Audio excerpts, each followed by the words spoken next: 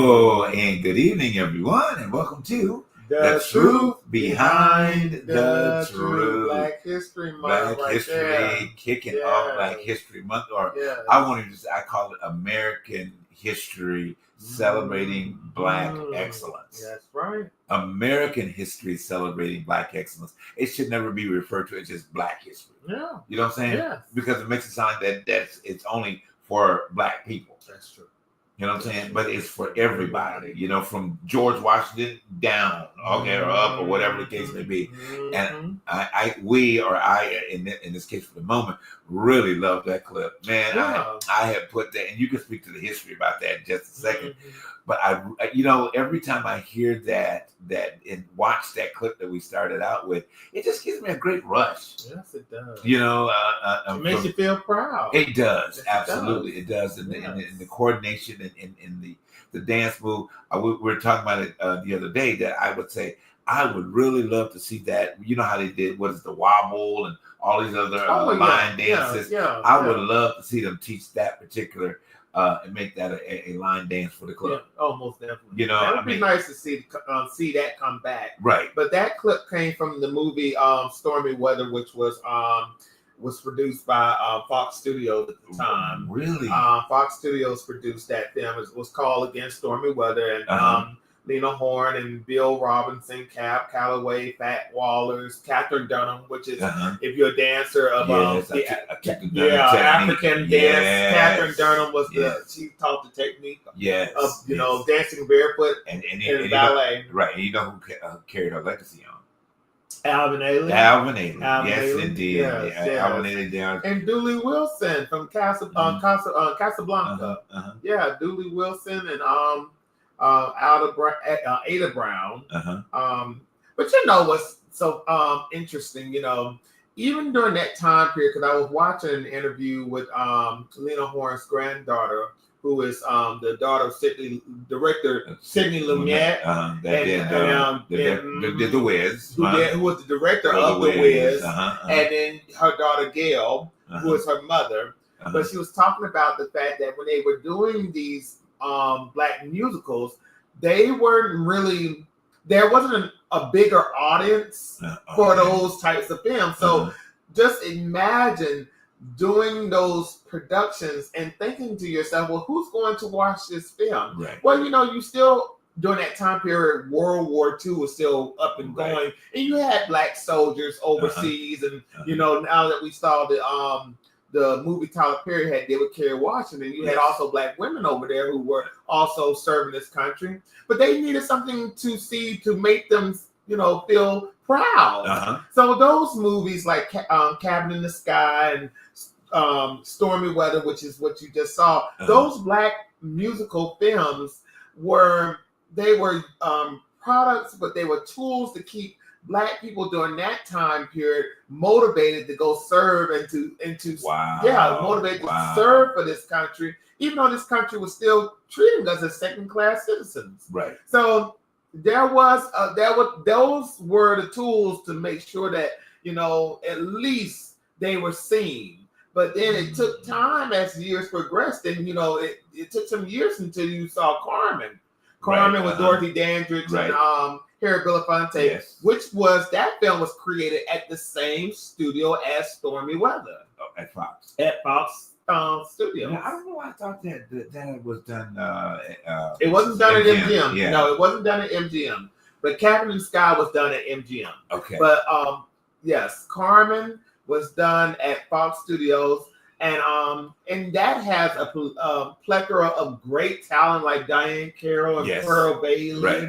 And I love Carmen too. Yeah, that was really good. It was really good. Then celebrating, you know, no dig into me, but celebrating, you know, the Black greatness, Black history. Yes. These are things that, you know, I mean, it's fine to remember, you know, Harriet Tubman and Booker T. Washington and all these other types of things, but there was more to the involvement of Black people outside of just the enslaved mentality, you know, and they deserve their rights.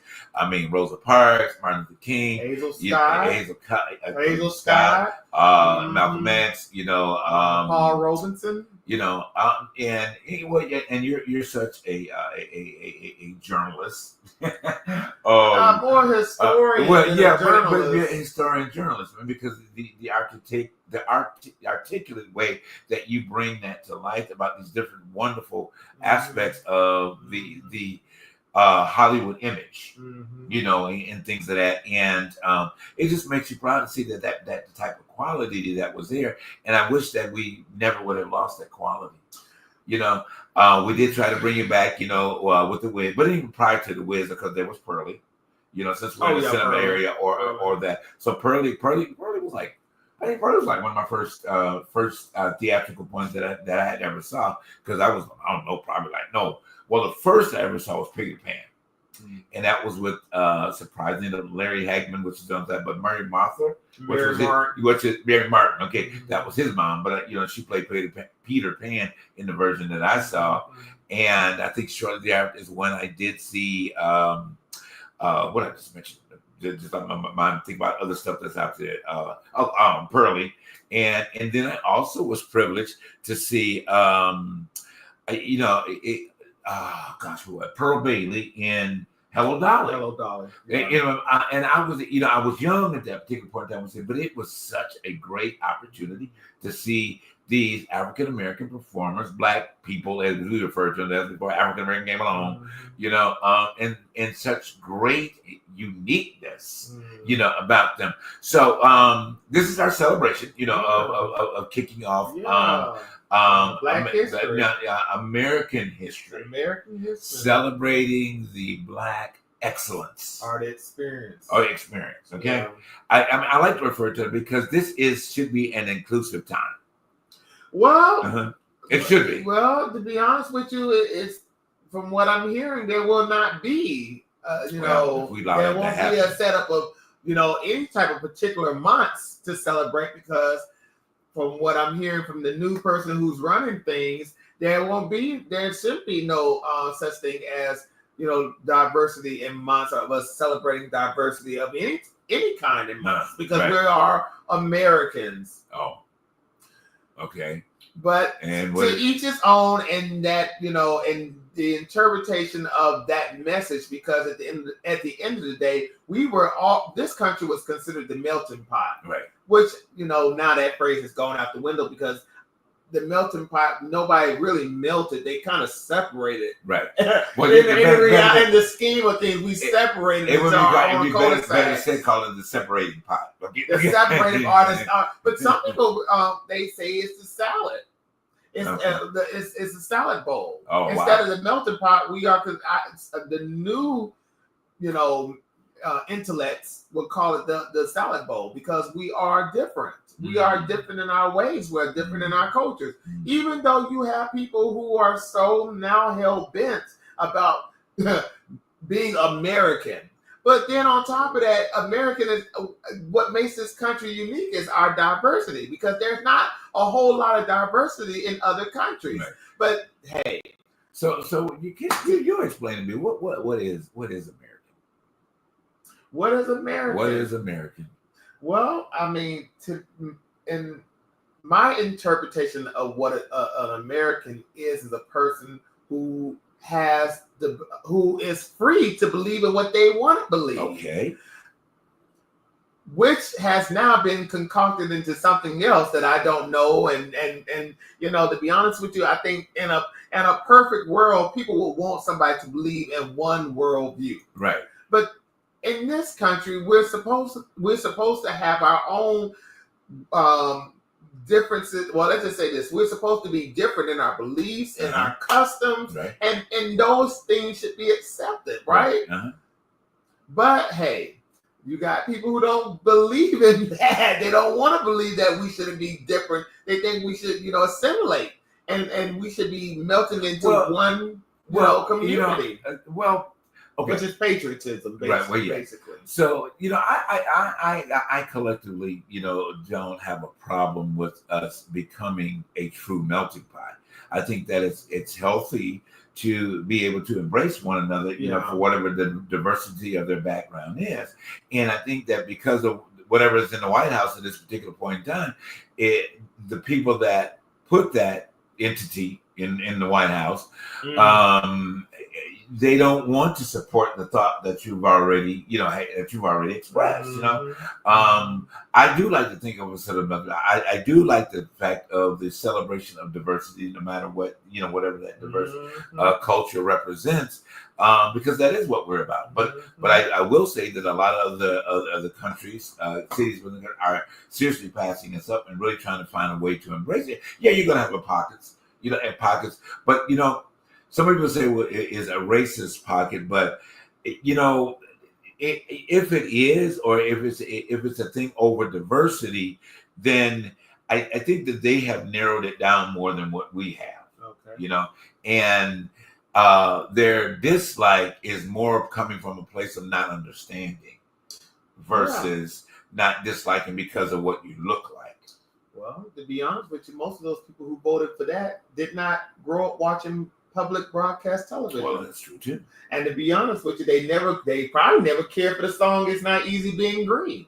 Exactly. and that's just the truth. I mean, most people who believe in those types of conservative values do not believe in those what they would consider socialist ideas. True. And public broadcast television are programs like NPR who have a plethora of different ideas and news cycles. Love that word. I think, to be honest with you, those people do not care for those platforms because they want things to be what they think it should be. Right. Did you not hear that man who's now running Hub? He and I'm going to get his name too, who's now over HUD housing. Right. But he said something to the fact that God wanted man and woman to be part of the program that now is that he's over. He believes that there should not be anything else than that because God said so. Okay. So hear me. Yeah. That means cutting out everything else that is not considered of God in his program. So he is, as a black man, is going to this. He's black? Black man. He's over the urban housing okay. Gotcha. I'm going to get his name too. Okay. But the fact is that those people did not grow up watching public broadcast television. Right. Because on that platform, you would have saw Mr. Rogers. Right. And that you would have saw Reading Rainbow. And not all that, you would have saw the programs like Sesame Street, which was another one that I grew up watching. Those programs taught that people were special, even though they were different and had different cultures and beliefs, they were still human beings and they were special. Right. And that rhetoric that he said, no, unless you believe in God and Christian values, you are not special. And you will not have they will not take you in within any type of shelter within his program. Look at his name. It's very important as you're looking at that. That mindset. That mindset exists. This day and time. I want to say good evening to a couple of people. I want to say good evening to Carolyn. Please continue watching, and Susan, our friend, dear friend. Thank you for taking the time out to watch tonight. We got to get you back on the show, Susan, and talk about what's been going on with you. You get such great input to a lot of times when you were there. But go ahead with your point. But going back to who I was talking about, his name is Scott Turner. And Black History Month, because he now runs the urban development of the housing and urban development program for Trump. So he's the only black person at the table right now, along with some other few people we just don't know. But, that's the saddest thing to hear that from a black man. But I'm not surprised or to hear that from anybody that's black that believes in that. Let's just say this. I'm not surprised, but I'm disappointed. Absolutely. I'm very disappointed. Absolutely. But hey, who is he working for? Who is he working for? Right. And that is the situation that we're dealing with. We are dealing with people who we thought were voting for bringing down the prices of groceries, but they were not voting for that. They were never voting for that. And we might as well come out with the truth behind the truth. There were people who were voting to keep certain people in their places. Right. You heard about what the new the situation with the USAID, with the spending, right, the spending. but The list of all of the spending that they did, that the Republicans' rhetoric has now, let's just say this, the conservative Republican rhetoric has now come out with the list of all of the bad spending, the overspending of stuff that the USAID had did over the world, based on what they believe was porn spending from the senator from New Orleans. Porn spending. So the list consists of LGBTQIA plus programs, plus transgender and all that stuff. Right. They only listed those, but never listed the other situations. And then there was a gas station somewhere that was never being used. But you know. So, but yes, I like if I could open that up. All yes, right. let's talk about it. The my brother, my oldest brother, we were having a conversation today, and I threw out the general question to him. It's like, why do you think that people voted for that person that's in the White House? You know, and he gave me a great synopsis as to what it is this man has been pushed in front of your face for 8 years. This man has been pushed, and he said somewhere, I think we identified this a few years back, that he also said that the best thing he could ever do is ever become president of the United States. He said that, I mean, I'm talking maybe like 20, 25. No, this is before 2000s. He said that, you know, and so here's the thing where belief, manifestation, bamboozlement, you know, kind of integrate, because I don't know how in the hell that this man became president, but I know, and I'm gonna get to that point in just a second, but I'm still saying, how in the hell did this man become president? But I have to date back, and you and I remember one time, this is probably way back in line before we moved to LA, and we were watching our favorite show, The Golden Girls, okay? You know, like it's current, but it's still current in a lot of situations. All right, so current. Blanche was, I think, she's about to date this wealthy gentleman, and she was talking to Dorothy and the crew, of course, and Dorothy, Rose, and Sophia, and she said, what did this man's stake of wealth, or what she would expect? She started listing out things that she found attractive in men. He had to have this, he had to have this, and he had the wealth and the status. I'm not quoting the line exactly, but what she said. He had to have the status and the wealth of a Mr. Donald Trump. Can you believe that? Back, and this is in the 80s, early 90s.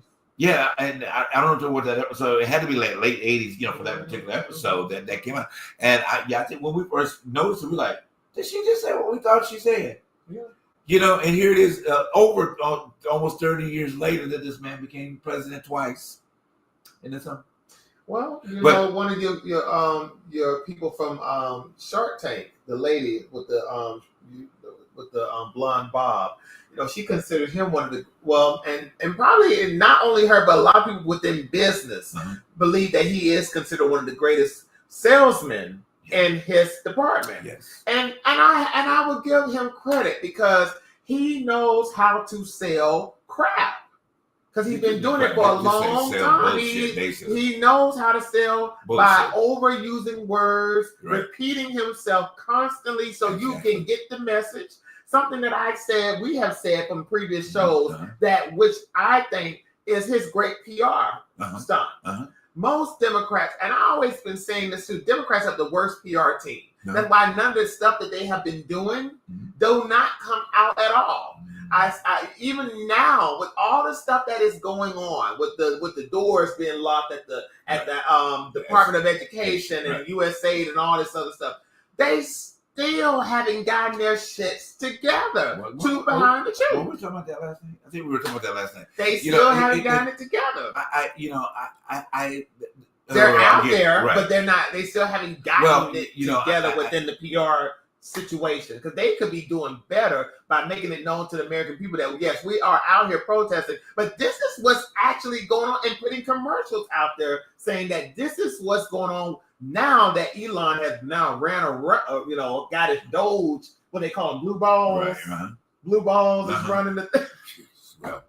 You know, I mean, you said a lot there. Okay. You know, there were a lot of different things. Okay, this is a point where, I mean, again, another thought-provoking point. You know, to wherever you are on the scope of what's going on in this country. Okay, I want to say good evening to a couple. Mom Loretta is on tonight. Hey, Mom, thanks for tuning in tonight. But anyway, so. You know, I would have never expected this complexity that where we are with things, you know, as a whole.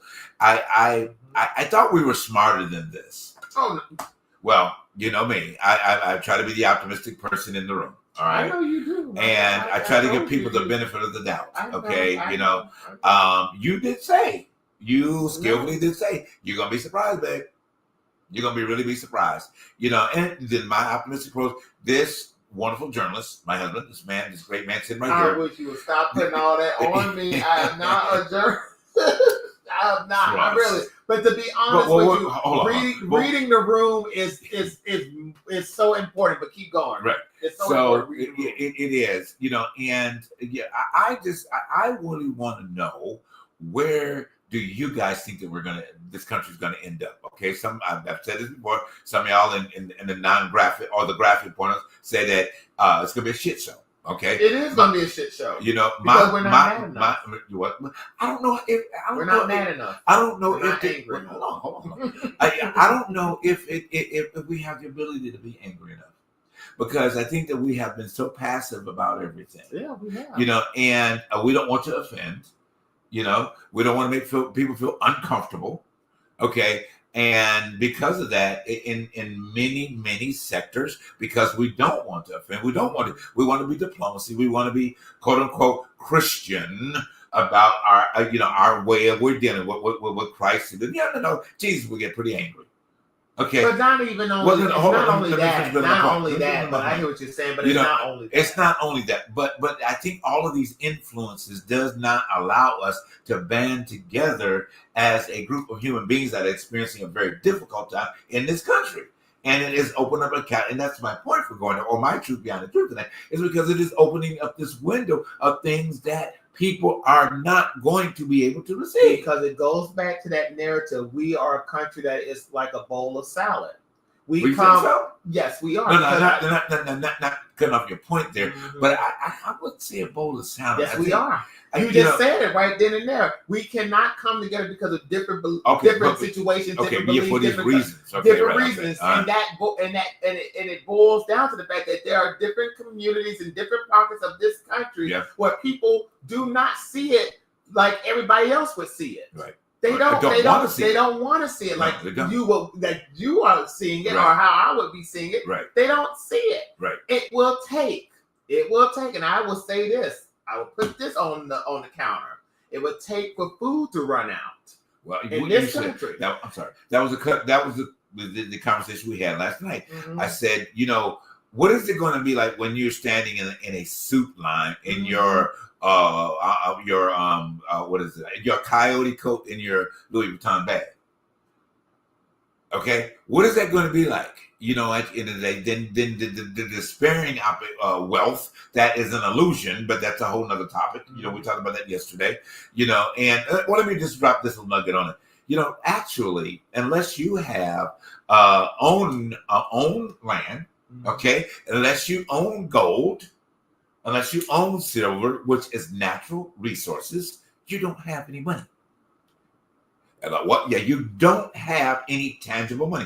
I promise you. You go to your bank or whoever banking institution that you bank with. What's the reason why it's called an institution? Mm-hmm. But you go there and you say, pull out $20,000 in cash right now.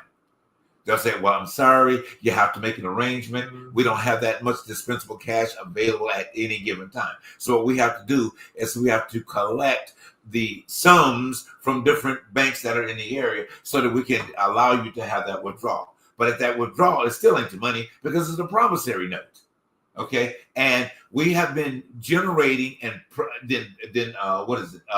generating and printing promissory notes from the dawn of man, okay? And that promissory note came from where? The Queen. It was a commitment that you made, not you and I typically, but the founding forefathers made a commitment when they started passing those promissory notes that they would be able to pay the money back what that represented. Yeah. Never happened. Yeah. So how do we do that? We don't pay it because we keep printing and keep printing and keep printing and keep printing. And the debt goes what? Higher and higher and higher and higher. Yeah. And the obligation to it. So here's the last point about that. You bring your point back up. So understanding that here we are in this galaxy, if by chance that some virus or some AI or some AA or AO, like Elon Musk, the rest of them will find a way to get into the systems, okay, and get and allow your bank account to be gone, because you're only tangible what is in a. I'm sorry, I'm getting a little tongue later. Your own what's on, and none of it's tangible. You literally can get rid of your wealth at any given moment. Yeah. If a virus hit that computer that stores that information, guess what? You have no money. Okay? Go ahead. Well, starting today, I mean, you've been watching the news. If anybody who is watching us has been paying attention to the news, there has been another executive order. Oh, Lord. So Trump is going to freeze aid to South Africa over controversial land laws claiming discrimination against white farmers. So in his executive order for today, he's going since he's kicking people who were seeking asylum over here who were considered Hispanic. Now he's going to allow white South Africans asylum over here in his new executive order. He's kicking out Hispanic asylum seekers to now bring in white South African asylum seekers. So, well, that's to support his, Elon is South Africa. Elon is from South Africa. Right. Plus, on top of that, the Times magazine cover got a picture of Elon behind the president's desk. Did you see that? No. So to be honest with you, like it's like it's like almost like the Wizard of Oz. Okay. The man behind the curtain is now revealing himself and been revealing himself. Right. And I think Trump is just the puppet because he's not really doing nothing unless. And to be honest with you, the Republican Party has no spine at this point. Right. They are really geeking out at the fact that this man, let's just say this Elon has now trampled over the departments that they considered socialist departments, and he's doing his grand auditing, which I keep saying to myself, y'all are now finding out what y'all been voting for many years. How can you do a job and not know where the money was going? As a Republican congressman, a Republican senator, that tells me y'all were never at work. How can you sit there? They were never at work. You cannot sit there and tell me that this is what they were doing and spending, and you not know. Right. Make it make sense. What were y'all doing? Say it all the time. It's like, come on now. And it's like you going to work and there's a new policy that's coming out that you have to abide by. But it's like all of a sudden you're now waking up, knowing about the policy, but all of a sudden, this is what I just found out today. Well, you've been doing it for so many years. How can you not just find out today?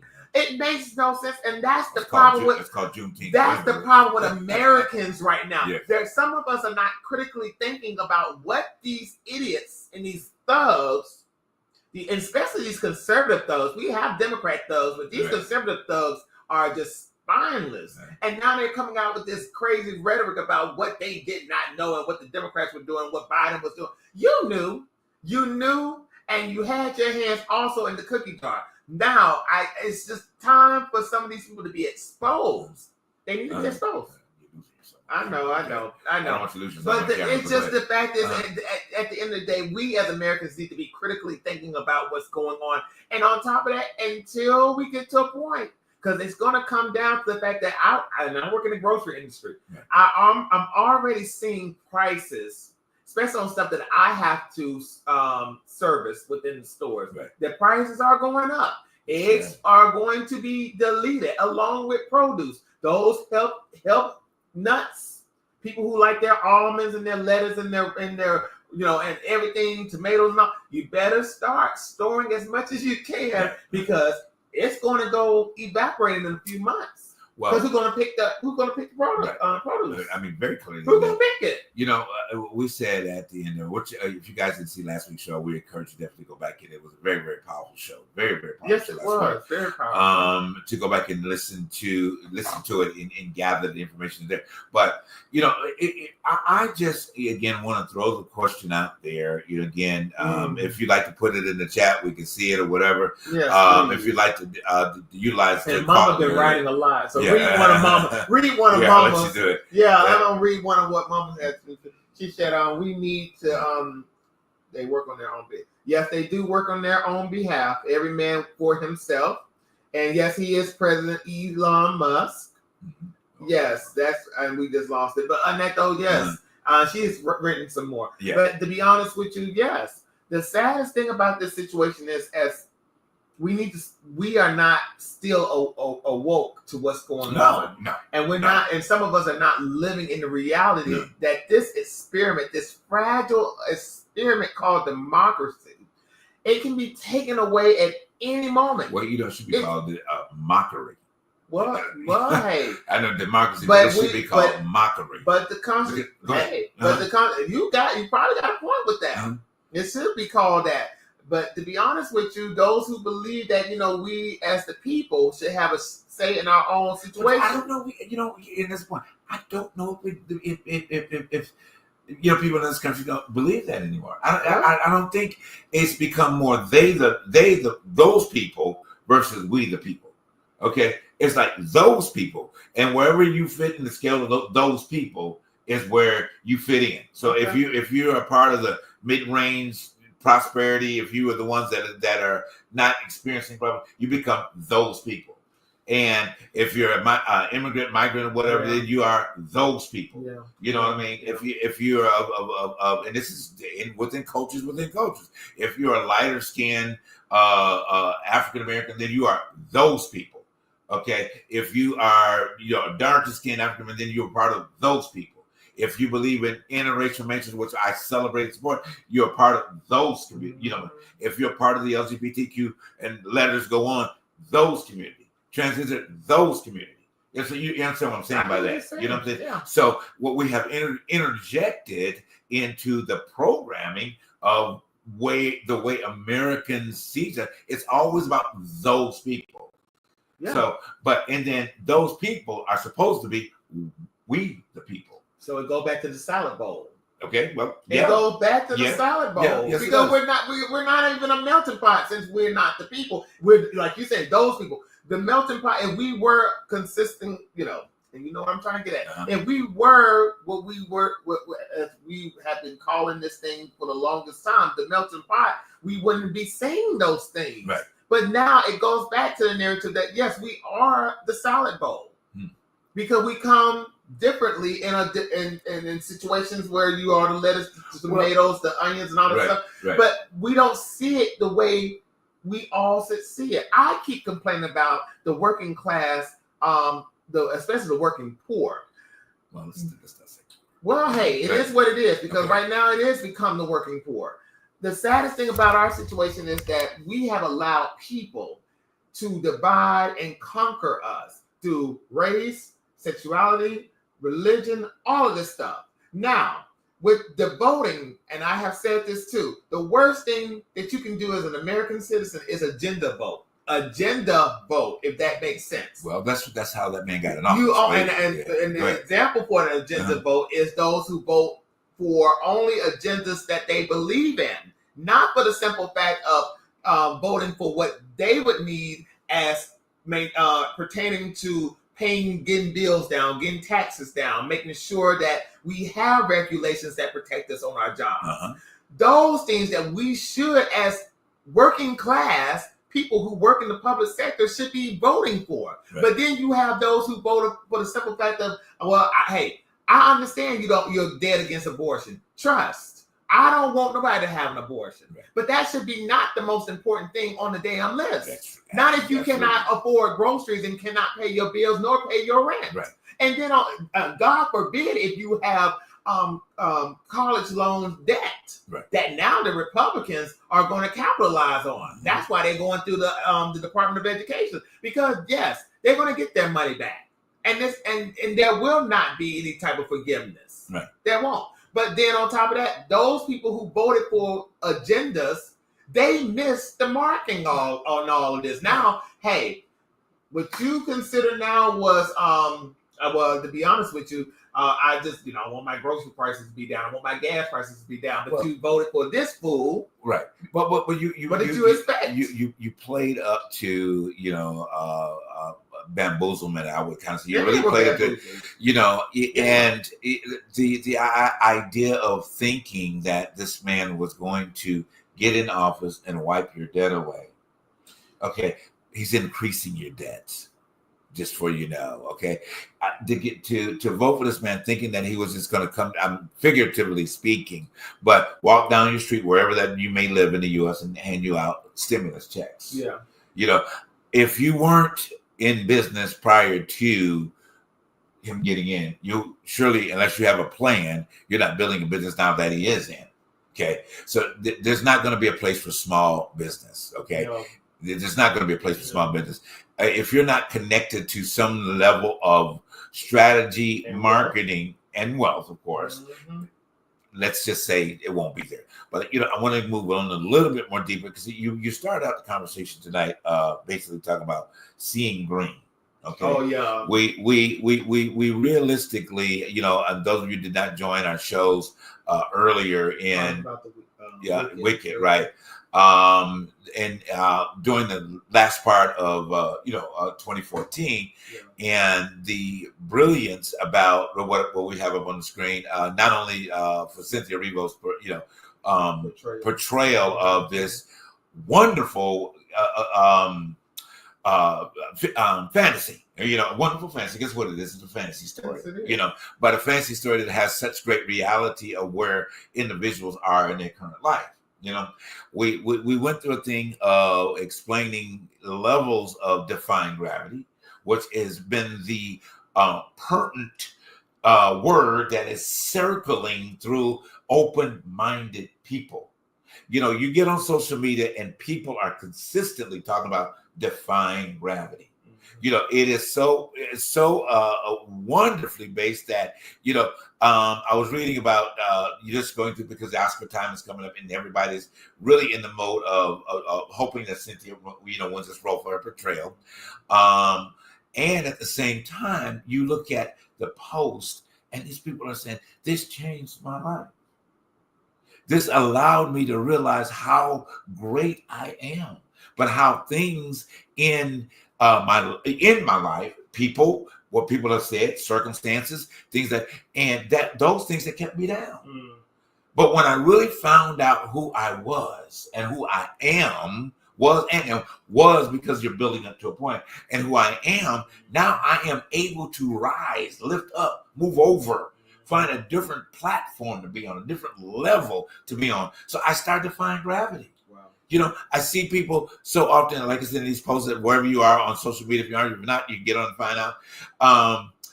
There are women that are declaring. I'm not talking about kids. I'm talking about grown ass women. Okay, they're saying that they have watched the movie, now that it's available for you in your homes. They watched the movie 5 and 6 times, and every time they watch it, they're shedding tears. Well, that's good. No. I'm not saying that as a bad thing.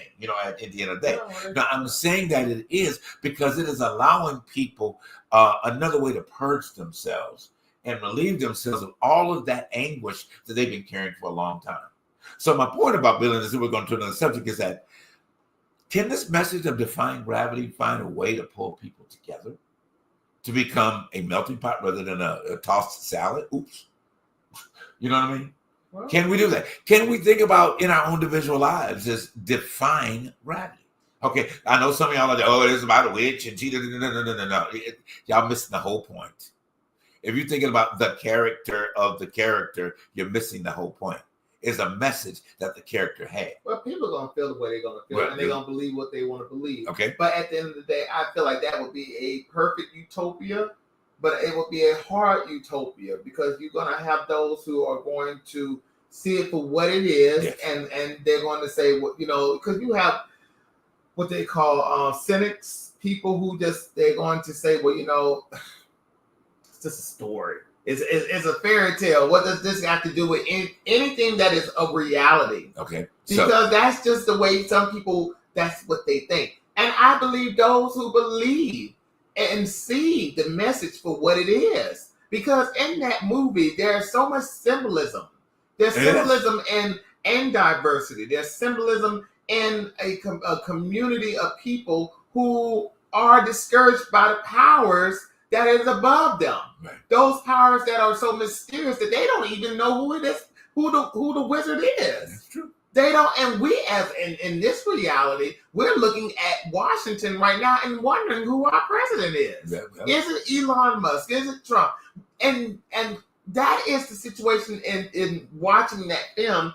I see, when I see it, I'm saying to myself, I'm hoping that people will understand that sometimes art does imitate life. Sometimes it does. All the time. Really all the time. And we can sit here and go through movies. And we can but I want to end it with this, and I'm going to let you say. But yes, I think it would be a perfect utopia for people to see this film and to say let's bring upon unification. Okay. It's time for unification. Right. But it's going to take those people to really come out in front and make it known. You cannot sit idly by and be on the sideline saying, well, we could come together, but, I just don't have the time. No, if you need to be on the forefront, getting things in order, getting mobilizing and organizing. But we all going to have to do it. Charles said this in the last show. We can sit up on this platform and tell people what to do, but we as a collective are going to individually have to do it for each other. That's true. Because we cannot look for a Trump. We cannot look for whoever that is rich and powerful to do it for us, because you see what we're seeing right now. Right. And that's the problem with, they would say common folk or poor folk. That's the problem. We need to look within ourselves to start making changes for ourselves, not looking for politicians and not looking for singers and entertainers to do it for us. Right. We have to do it for ourselves. Right. And that's the end of it. Okay. No, but the message or the truth behind the truth is exactly what you are elaborating on. And the encouragement here is you do have the ability to defy gravity, but you've got to be able to put yourself in a different position and rise above the circumstances that may have been holding you down as an individual. Want to articulate one other particular point about these quote unquote, as you said, people view them as fantasy stories. Let's just go back to Oz. Let's just go back to the Wizard of Oz. And I'm greatly excited because a historical film based on a book, and that had really changed Hollywood and when it was released during its time. Yeah. It really did, because it was something that had never been seen. Number one, it was the first introduction of color. Technicolor. Very first time. And considered, yes, right. for a movie of that nature, for that quality, yes. Right. But it wasn't the first. But yes, I hear what you're saying. Yes. So can you imagine? And this is a true wake up point about this, is that you automatically, and just reverse the sequence. You got up, you were Dorothy. Well, you're just who you are. Okay, you get up and opened your door, and there was color. No, then there was no color. Oh wow! In reverse. Basically. In reverse. What would you do? That would be a weird situation. Would that not be a true truth behind the truth? Okay, because you could never see the world other than what it was at that point, was black and white. I'm gonna just let y'all pause on that for a minute. And think about it. Think about it. If you need an extra minute to find out about it, get another extra minute to find out about it. Think about that. I'm going to leave that, and we'll pick that part up on another show. I want that to marinate over you guys for the next 7 days. Let me ask you this question, since they're marinating on that. Is that the problem with a society of people who do not want to see diversity for what it is of many, which diversity answering it right consists of many colors. Because they want to see only the black and white of things, which is or deeper in mind, because you only see the black and white of things, you can't see the diversity that's in front of you because it takes color to see diversity. Okay, so you step out into a world that's completely black. So then, therefore, you have to take judgment out of it. You have to stop the ideas, the separative ideas. Okay, you have to start saying this is just what it is, and where we are should be just as what it is. Now, after you have understood just where it is, then go back in the house and then come out of another door, and then you can see true living color. You know what I'm saying? I hear what you're saying. So it is a thought pattern. It's something to think about, something to marinate on. And ask yourself, do you see the world in true living color? Or do you need to see it in black and white for a while? To reassess your understanding, to reassess of how you view people, how you treat people, how you don't love people. You know, love is about what you don't see. Okay, it's not about what you see. All right. And if I couldn't see you in that color, would I be able to love you more? Would I stop judging you based upon your color? You know, and I'm not necessarily referring to color of skin, but it's all in the makeup of the color. Yeah. So the color represents everything we talked about today. Every community, all the other people I said? The other people. You know, not the we people, but the other people. So are you ready for that? Can you handle that? Can you, what is that? The movie, so we got movie, what is it? It's not Officer and Gentleman, the one, but when he says, you can't handle the truth. God, I know what you. That's what Jim Carrey on. No. I haven't. Tom Cruise and Demi Moore and God, I can't think of his name. No. The Marine movie. Oh God, I can't think of it right now. But anyway, but he makes the reference, and he's Tom Cruise is his character is addressing this situation going on within the army, and then I want to say Robert De Niro. Few Good Men. Yeah, Few Good Men. But what's his name? That God, I apologize. I got I'm talking about not Robert De Niro. Jack Nicholson. Okay, and the very one of the strongest cliched moments in that film is, you know, there are movies where there's always a statement that comes out, was that you, in the pit of anger, he says to him, you can't handle the truth. Wow. Where we are right now, defying gravity, change of color, open up a door seeing black and white. Yeah, okay. Like, and I'm gonna bring this up. I'm gonna bring this up to Reese, but go ahead. Finish what you were saying. You can't handle the truth. Go ahead with your point. But you can't handle the truth. For example, the DEI program.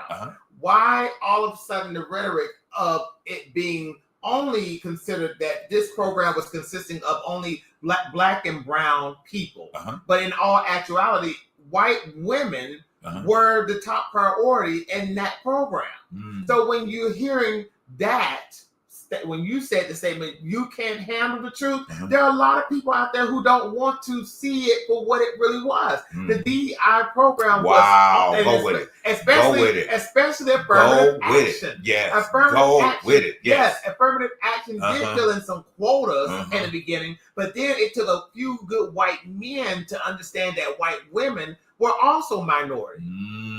They were also of the minority group, because you have to remember, white women and all women could not. Stay on camera. Okay, I'm trying to, but could not even own property. Could not have. They could not have a bank account without their husband. They couldn't go to the hospital and make any type of health situations without the husband. You have to think about this. That's a you can't handle the truth situation. There are a lot of people who are pointing fingers at me and you on the job and saying that was a DEI hire, but not even thinking about that white woman who was standing next to us who could be our manager, and not saying that is also a DEI hire as well. They want to put that in perspective of being only a black and brown situation, which is a lie. Right. We are at the bottom of the totem pole with that, and that is you can't handle the truth moment. That's the problem. problem right now. There are a lot of people who are pointing their fingers and saying that these are the situations. No, you are the situation. And you just don't want to see it for what it is because you don't want to, like Vivek Ramaswamy said, there's a meritocracy in this country where a lot of people cannot do their jobs. And you know who were offended by that? Go ahead. I don't have you think about it. Go ahead. I don't have what Bum was talking about. What a man who runs the armed services don't know that. And now white and black, but pink and brown. Yeah. And what is pink and brown? Okay. But guys up there, but that is the situation. That is a situation where you can't handle the truth. You go up to any white person and say, who has benefited from the DEI programs most and affirmative action the most? And they would not want to point their finger. And I'm so sorry if you're Caucasian and you're listening to this, but this is the truth. Go do your research because it's in black and white. Right. Well, I'm just gonna leave it there. You opened the door. It's in black and you white. You opened it, but you opened the door. It's in black and white. We need to open doors. Okay, you need to open doors, and wherever here's the other part about whatever mindset that you operate in is what you're going to see on the other side of that door. That's right. All right. So if you see color, you're going to see color. That's right. If you see black and white, you're going to see black and white. Okay, what do you see on the other side of the door? One of the nuggets that you could take with you this coming week. You know, what doors are you opening? Okay, what are you listening to? What are you involved in? What are your accomplishments? Are you defying gravity? Did you open up the door of defying gravity, or did you leave it shut? Did you judge defying gravity because of what this woman portrayed in a fantasy story? Okay. Is that what you see? Do you see a witch or do you see a victorious person?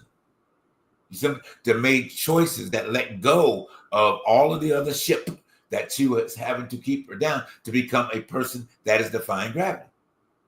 And you know who you just really described? Kamala. Wow. Now we got the wizard. Now we have the wizard, the man behind the curtain who couldn't let go of his hatred. He couldn't let go of the fact that he lost his daughter, which I'm not going to tell you the story because it's going to come out in the sequel. Yes. Who his daughter was. The daughter that he left behind, he couldn't let go of that hatred. So what did he do? He not only did he destroy, but he tortured our whole kingdom within ours. Go with that. Within flow, baby, flow. Within ours.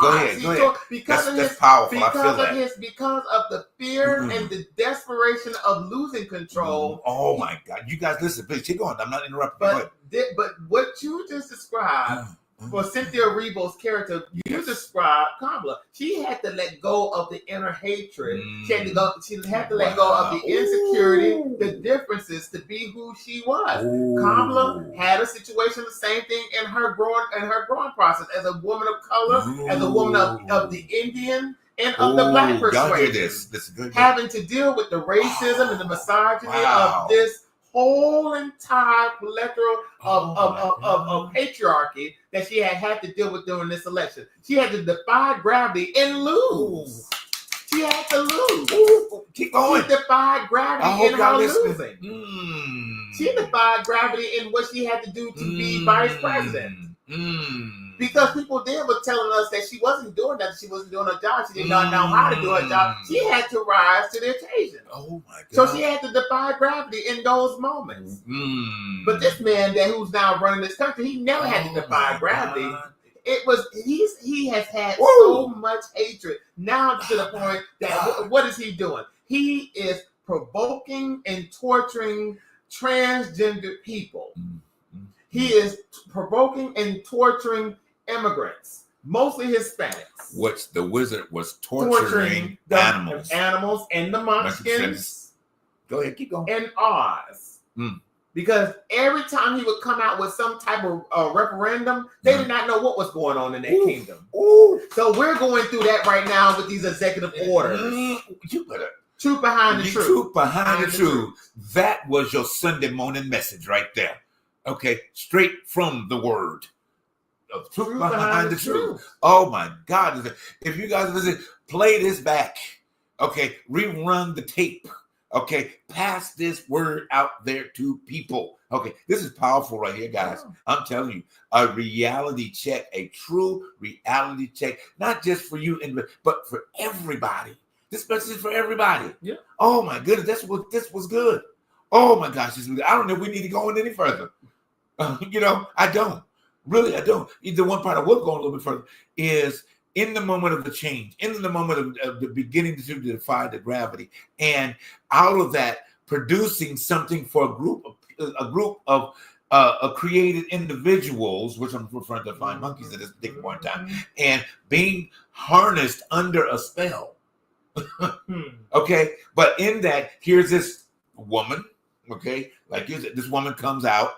All right, which is, I'm going to say, more symbolically of the press secretary that everybody Miss Levitt, everybody is hating.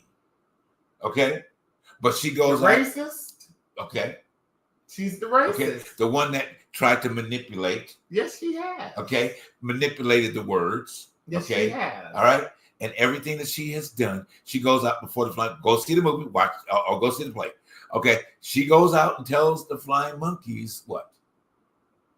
Go, soar, be our guards over what's going on. Be the first to go and see about your families. Is that not in the film? It's in the film. It's in the film. Okay. So it's the American flag, but keep that going. Okay. The American flag is the parachute. The parachute. That's what I was saying about when we watched that film. And that when they were trying to escape, Glenda and my God, the American flag, the parachute. Oh my God, was trying. They were trying to escape. Harness the balloon. Yeah, balloon. Yeah, guys, if you ain't seen Wicked, red and white bars on the parachute. On that parachute. If y'all have not seen Wicked, symbolism. I'm gonna say it one more time. You keep saying it.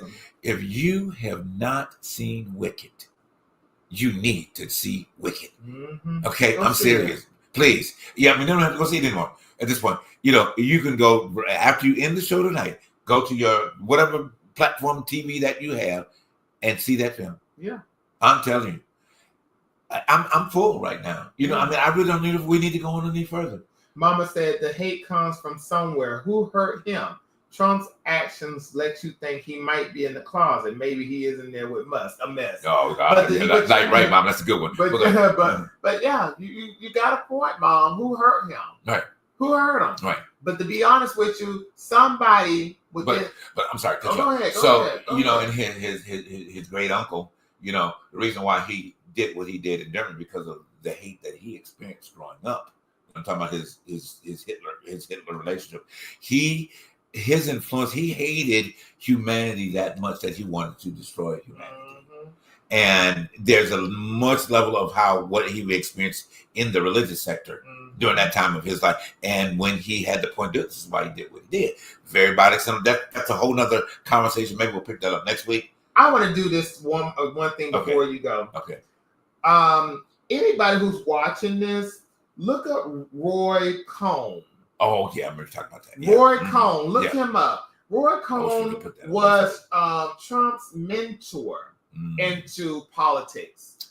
He died of AIDS because he was a gay man.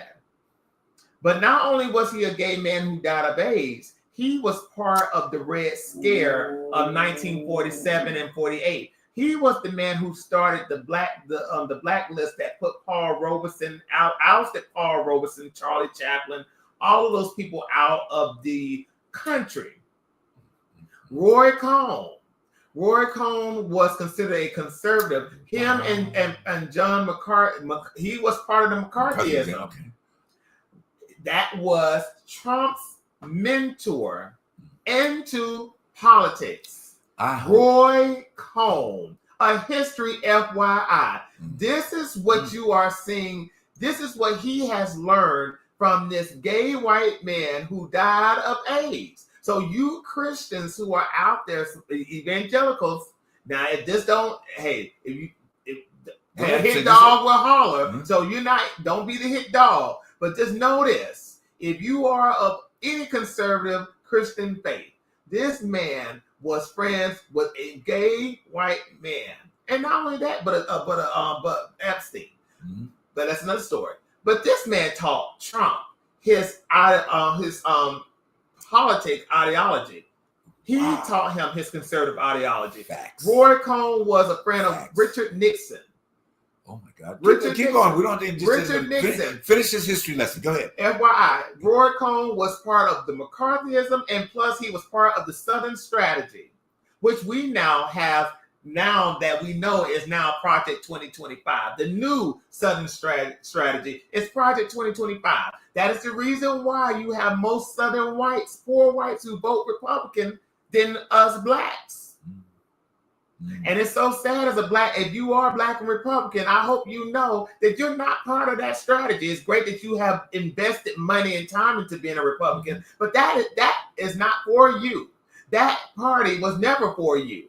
But hey, to each his own. You must play the game to get what you want, right? That's capitalism. Yes, it is. That is capitalism. You must play the game. Black people have been playing the game for so long that we don't know what is up and what is down. But it's so sad now that we are always been pawns in somebody's game. And the saddest thing is that we still are the pawn. We just need to wake up. But Roy Cohn, look him up. If you don't believe me, look up Donald Trump's mentor, Roy Cohn. Wow. Look him up. Wow. We'll have more information available for you. Okay. I just thought about that. Okay. We gotta maintain our gravity right now. Yeah, man. Okay. I honestly, from a deep place, guys, I hope that you take this and you start floating. Floating over all of these circumstances and situations that are out there, but also be creating a backup plan. Okay, be ready. People, be ready. All right. Hey, we love you guys. Yes, we do. This is the truth behind the truth. Yes, right. Okay. Number 2 point, then we're going to wrap this up. You need to send us some money. I'm just going to tell you like a preacher told you. You need to send us some, and I'm going to say some damn money. All right. This information, this stuff is very, very, very powerful. Very powerful to the point that you need to invest. There's not even a question about that. I'm telling you straight up, you need to invest. And I'm not going to say at a minimum, okay, you need to be sending dollars every week, minimum $100 to each and every week that we are here. Okay, we have invested in knowledge. We pay a lot for knowledge. Okay, we have gone to school. This man spends hours at a time putting things together for you to know and to understand. The information is right there on your screen. Okay, Cash App at us. Okay, at TTBTT Show. Yeah. And on Venmo, you can send it in to The Truth Behind the Truth. No donation is turned down. If you want to do it another way, send us an email. Yeah. Okay. Send us an email to ttbttshow@gmail.com. Do it. Do it today, whether you heard it today, whether you're hearing it on the replay, or whether you're hearing it next week. The money still receives when it's sent. Send us some money. Okay, I'm period. I'm tired of it, y'all. I'm tired of us great information being laid on you and you're not investing. Okay, some of y'all invested in that clown in the White House, gave him thousands of dollars, and now you're disappointed. Put your money into something that's changing your life. Okay, something that's making a difference for you, making sense to you. All right, and helping you to become better and better and better and better and better and better. At the end of the day, look, I'm going to say it again. We love you guys so much. And those of you that have been with us for the longest period of time, keep on being with us, because there's a lot more going to be coming your way in a few short weeks. Right. We'll have an opportunity that's coming up that's going to be able to change your life personally, change your life financially. Okay? We go, hey, am I right? That's right. We're going to do it. So as we leave out tonight, again, we want to say that we love you dearly and thank you for all of your wonderful support. We will be back. Now, our new starting time, I meant to put it out there, but new starting time is 6:15, for a while. All right. So whatever you are, that quarter of the hour, whether you're East Coast, Central Time, or West Coast, is always that quarter, 6:15 8:15 and 9:15 on the East Coast. All right. So as we leave out, all right, I want to go back and celebrate one more time of our wonderful Black history. We started out the show tonight with this beautifully, beautifully done choreography, from Stormy Weather. Right. It is my hope that that you, one of these people that, all these dances that we do at Line, that this would come back as a dance line. Not just for African American, but is new again. This is true. This is true. Not just an African American dance line, but everybody does this. This is not a segregated moment, but this is a moment that needs to be celebrated for this group of people that did this wonderful, wonderful presentation. All right. So this wonderful presentation artwork is here. We're going to close out with it. We thank you so much for tuning into what? The truth behind all truth. All right. See you next week. Bye.